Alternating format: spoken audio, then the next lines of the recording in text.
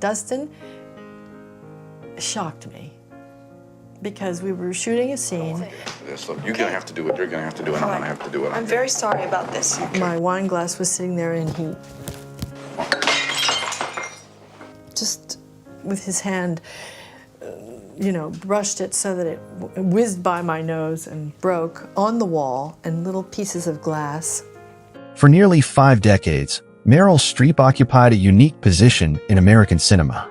Lauded by critics, adored by audiences, and respected by peers across continents, she managed to maintain a reputation unusually free of public controversy.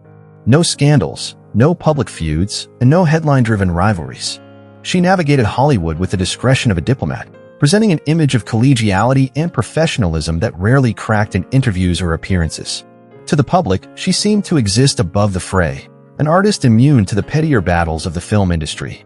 This perception endured for years and eventually hardened into cultural consensus. Yet within the industry, a different reality took shape, one defined not by spectacle or hostility, but by a series of quiet, enduring conflicts. These tensions did not erupt into tabloids or public confrontations. They unfolded in casting meetings, in rehearsal rooms, in technical discussions, and in the negotiation of artistic philosophies. The collisions were not personal in the superficial sense. They arose from clashes over method, preparation, and the nature of performance itself. Streep, whose career was built on rigorous preparation and intellectual discipline, encountered actors whose approaches diverged sharply from her own. In several cases, the divide was significant enough to shape future casting decisions, studio negotiations, and professional relationships for decades. The following chapters examine 6 such conflicts, presented in neutral documentary form. They reveal how differences in technique, temperament, and artistic conviction can generate deep and lasting divides, even among performers widely regarded as collaborators in a shared craft. Alec Baldwin. When director Nancy Meyers cast Meryl Streep and Alec Baldwin in its complicated 2009, the decision appeared straightforward. Both actors possess strong comedic instincts, significant industry stature, and audience familiarity. From the outside, their pairing suggested balance and wit. Inside the production, however, the collaboration exposed one of the clearest philosophical contrasts of Streep's career. Streep's approach to performance was rooted in research and premeditated structure. Before entering a scene, she analyzed motivations, rhythms, and emotional undercurrents with precision. Her preparation often began long before rehearsals and extended into dialect study, historical research, and psychological mapping. Baldwin's approach differed markedly. He favored spontaneity, improvisation, and real-time discovery. For Baldwin, authenticity emerged from instinct rather than planning. Lines could be reshaped in the moment, comedic beats could be adjusted without warning, and energy was often prioritized over meticulous fidelity to script. During the first weeks of filming, crew members noticed subtle but consistent signs of discomfort. Streep's posture stiffened during improvised rewrites. Baldwin, in turn, appeared amused by her precision, treating it as excessive or needlessly academic. The contrast between structure and spontaneity created an atmosphere of polite tension rather than open dispute, and no confrontation occurred. Instead, the conflict manifested in the absence of warmth. Streep maintained composure, spoke positively of the collaboration in public, and offered courteous remarks during press tours. Yet she quietly declined later projects that would have reunited her with Baldwin. Since it's complicated, the two have not appeared on screen together again. Their relationship did not devolve into hostility. It settled into a formal, permanent distance. Kline. Meryl Streep and Kevin Kline's collaboration on Sophie's Choice, 1982, stands as a milestone in American cinema. The film earned widespread critical praise and cemented Streep's position among the most proficient dramatic performers of her generation. Beneath the accolades, however, the production revealed significant friction rooted not in personality, but in methodology. Streep approached the role of Sophie Zawistowski with a level of immersion uncommon even at the time. In preparation, she studied Holocaust survivor testimonies, worked extensively with dialect coaches, and learned both Polish and German. She viewed Sophie's shifting voice as essential to representing the character's trauma and dislocation. The performance was designed from the inside out, built through linguistic, psychological, and biographical precision. Kevin Kline adopted a different methodology. His performance style favored instinctive choices and spontaneity, developed less through research and more through immediate creative exploration. During rehearsals, Kline questioned whether the audience would prioritize technical accuracy over emotional resonance, remarking that excessive focus on dialect risked obscuring the character's internal landscape. No argument followed, but the remark introduced a fissure. Streep's preparation was not a technical exercise. It was integral to her understanding of Sophie's identity. To challenge the necessity of this work was, unintentionally, to challenge her core philosophy. After the film's release, Kline referred to her methodology as academic, a term he likely intended neutrally. Nevertheless, it carried implications of detachment or overanalysis, implications incompatible with the intensity Streep invested in the role. The two actors remained professional throughout awards season, yet they never collaborated again. Industry reports suggest that Streep declined projects involving Kline, reinforcing the distance through selective absence rather than public critique. Jack Nicholson. The prospective pairing of Meryl Streep and Jack Nicholson occupied Hollywood conversations for decades. Studio executives envisioned the two as an ideal merger of star power and critical prestige. Scripts circulated for political dramas, literary adaptations, and psychological thrillers. Yet none came to fruition. The reason was not scheduling, contractual conflict, or studio hesitation. It was philosophy. Streep viewed acting as a moral and intellectual responsibility. The work demanded research, discipline, and respect for historical and emotional truth. Performance was not merely entertainment. It was interpretation, translation, and representation. Nicholson approached the craft through a different lens. His persona, both on and off screen, emphasized irreverence, instinct, and charisma. Preparation existed, but excess preparation was viewed skeptically. In one widely quoted interview, Nicholson referred to over-rehearsal as intellectual masturbation, a remark that traveled through the industry with unusual speed. While many actors dismissed the line as characteristic provocation, the comment stood in direct opposition to Streep's values. For Nicholson, spontaneity produced vitality. For Streep, rigor produced authenticity.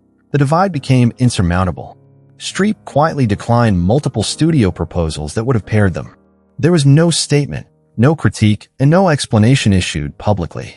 The decision appeared only in the pattern. Opportunities presented, opportunities refused. Casting directors and producers eventually stopped attaching Nicholson's name to projects aimed at Streep, recognizing that the barrier was not commercial, it was philosophical. Dustin Hoffman. Of all Streep's collaborations, her work with Dustin Hoffman on Kramer vs. Kramer, 1979, generated the most documented tension. Unlike other conflicts, this one involved methodology with physical implications. Hoffman, a committed practitioner of method acting, believed in provoking genuine emotional responses on set to heighten realism. Streep valued consent, trust, and controlled emotional precision. During production, Hoffman employed tactics designed to elicit spontaneous reactions, including improvisation, unscripted verbal outbursts, and unannounced changes in blocking. In one scene, Hoffman slapped Streep across the face without warning or prior agreement. The gesture, intended as an acting technique, violated what Streep considered foundational principles of performance: safety, preparation, and mutual respect. Instantly, the rehearsal environment shifted from creative collaboration to palpable discomfort. Streep later described the incident as overstepping, differentiating it from performance. The clarity of her phrasing, factual rather than emotional, underscored her position. Hoffman defended his approach in various interviews over the years, framing it as artistic necessity and later acknowledging that he may have gone too far. The film succeeded commercially and critically, winning multiple Academy Awards, but the collaboration never resumed. Offers that included Hoffman's participation were reportedly declined, and the two remained publicly respectful but internally divergent in their understanding of process. Gwyneth Paltrow. The tension between Meryl Streep and Gwyneth Paltrow did not originate from on-set confrontation or collaborative friction. It emerged from divergent pathways into the industry and contrasting embodiments of stardom. Streep's ascent was characterized by academic training, theater discipline, and an arduous transition into film. Paltrow's trajectory, meanwhile, was shaped by family ties to Hollywood. Her mother, Blythe Danner, and her father, Bruce Paltrow, held established positions within film and television. This difference symbolized an evolving industry landscape. Streep belonged to a generation in which ascension required extended apprenticeship, stage work, and critical validation. Paltrow represented a new model of celebrity, polished, media-ready, and accelerated by access and visibility. Streep seldom commented publicly on younger actors, but industry observers noted that she praised performers known for rigorous preparation, Cate Blanchett, Jessica Chastain, and Amy Adams among them, while omitting Paltrow from similar lists. The moment that crystallized the divide occurred during the 1999 Academy Awards. Paltrow won Best Actress for Shakespeare in Love, while Streep, nominated for One True Thing, left without the award. Streep fulfilled all public expectations of grace. Yet associates later characterized her private assessment of the award's climate as increasingly influenced by marketing and positioning rather than pure craft. Paltrow, for her part, spoke respectfully of Streep in interviews. The absence of warmth between them was not personal hostility, but symbolic misalignment. Two different eras of Hollywood intersecting without common ground. Jeremy Irons. Jeremy Irons and Meryl Streep represented, on paper, the type of pairing admired by directors and critics alike, classically trained actors with reputations for intelligence and precision. However, their methods diverged in ways that rendered collaboration difficult. Streep's process emphasized excavation, unearthing trauma, psychology, and biography from internal sources. Accents were treated as cultural history, gestures as unconscious memory, and language as evidence. Irons viewed acting through architectural metaphor. Performances were sculpted, controlled, and refined from the outside in. Emotion was tempered, not exposed. During rehearsals for a prospective collaboration, Irons listened to Streep's dialect work and questioned whether the emotional life of the character risked being eclipsed by phonetic commitment. The observation was not confrontational. It reflected an alternative understanding of audience engagement. Yet for Streep, language was not ornamentation. It was identity. The two remained polite but distant. Their scenes, according to crew accounts, felt technically impressive but emotionally misaligned. After production, neither pursued opportunities to work together again. Streep later remarked, without naming Irons, that some actors mistake restraint for depth. Industry figures interpreted the remark as indicative of incompatibility rather than disdain. None of the conflicts examined here erupted into public controversy. There were no interviews marked by open criticism, no press battles, and no retaliatory remarks. The divides formed quietly and endured quietly, expressed not through confrontation but through selection. Projects accepted, projects declined, interactions reduced to politeness without warmth. Across 5 decades, Streep maintained a reputation for diplomacy not because she lacked opinions, but because she exercised discretion. Her conflicts were professional, not performative. They reflected disagreements about preparation, consent, privilege, spontaneity, and the nature of artistic labor. In a field often associated with ego and spectacle, the absence of theatrical hostility became remarkable in itself. The actors examined in this documentary represent a map of Streep's boundaries. Some challenged her method, others challenged her values, and others represented cultural shifts that redefined Hollywood in ways incompatible with her instincts.